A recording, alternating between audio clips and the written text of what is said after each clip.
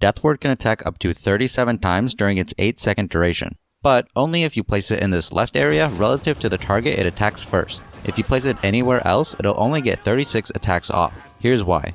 Deathward has a skull that always starts out facing to the right no matter which direction Witch Doctor is facing. The front of the skull is where the attacks come out of, so if the Deathward is positioned anywhere but in this left area, the skull has to spend the first bit of time churning to face the target before beginning to attack. If the Deathward is positioned in this left area from the target, the skull doesn't need to spend any time turning to start attacking.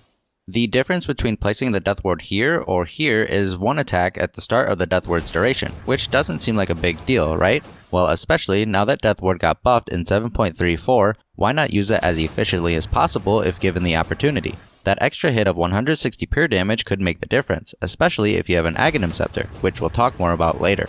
Remember, positioning the Deathward in this left area relative to the target ensures an extra attack. That's 160 pure damage you don't want to miss out on. Deathward attacks every 0.22 seconds, meaning it gets about 4.5 attacks off every second. The cast range is 600 and the attack range is 700, meaning you can be a total of 1300 units away and still hit enemies. This can be increased even further by getting the level 20 talent, which increases Deathward's attack range by 100, or having any cast range items like Aether or Psychic Headband. Positioning yourself and your Deathward is similar to a Phoenix positioning itself for a Supernova or an Undying positioning their Tombstone. They can be very high impact if done well, but extremely low impact if done poorly. Keep in mind the total range you have to work with and position yourself in the back, preferably hidden, such as in trees, to ensure your Deathward isn't cancelled. Deathward will always start attacking the closest visible enemy unit, but you can change who it's attacking by selecting the Deathward and right-clicking the enemy unit you want to attack.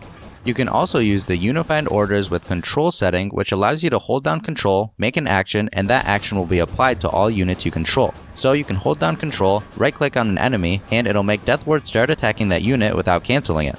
If the unit you want to change attacks to is out of range, it'll just keep attacking the same unit. Deathward actually gives a good amount of vision as well, 1200 during the day and 800 at night. This vision is given right when Deathward is placed and even lingers for 5 seconds after it's gone. The vision linger works no matter if Deathward was purposely ended or interrupted by something like a stun. So if you're in a situation where you need to get down some vision quickly, maybe to get vision of someone trying to TP away, you can throw down Deathward for that. Deathward has a 50% chance to hit through evasion, but with Aghanim Scepter it now has True Strike, which will always hit through evasion, which applies to the bounces as well. Speaking of the bounces, there's no limit to how many units an attack can bounce to. They always travel to the closest unit. This means the bounce direction can change based on the positioning and distance of the enemy units. The bounces have a range of 650, which is 50 less than the initial attack range of Deathward, and do the same amount of damage being done to the targeted unit. The bounces are entirely spell-based, meaning they won't trigger attack modifiers or on-hit effects like Timbersaw's reactive armor, but the initial hit from Deathward still will. Getting Aghanim Scepter delivered while Deathward is channeling will instantly upgrade it. In 7.34, Deathward attacks with Aghanim Scepter can now bounce to creeps, but always prioritizes bouncing to heroes first. This can be nice if you need a little extra range to reach a hero. You can use some creeps as a middleman, or if your team is tilting you, just mass stack some ancients and look at it go. If you enjoyed, consider giving this video a thumbs up and subscribing for more videos like this. If I missed anything cool with Deathward, let us know in the comments.